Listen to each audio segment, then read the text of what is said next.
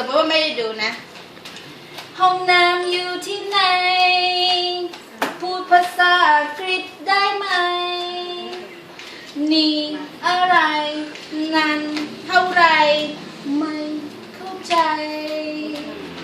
ไทยไม่ง่ายเมื่อไปพูดกับคนอยู่ที่ไหนขอโทษนะแต่พูดช้าๆได้ไหมฉันไม่พูดภาษาคน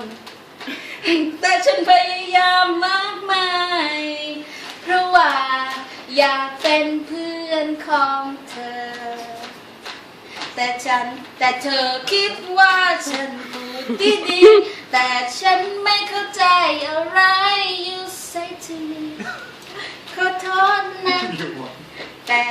ฉันไม่พูดภาษาไทยฉันพยายามพูดฉันพยายามเขียนฉันพยายามอ่านฉันอยากมาเรียนขอบคุณสำหรับสู้ๆมากนะแต่ฉันต้องการบอกเธอไทยไม่ง่ายเมื่อไปพูดกับคนอยู่ที่ไหนขอโทษนะแต่พูดช้าๆได้ไหมฉันไม่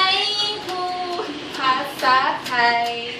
แต่ฉันพยายามมากมายเพราะว่าอยากเป็นเพื่อนของเธอ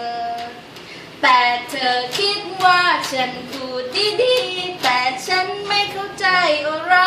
you say to me ขอโทษนะ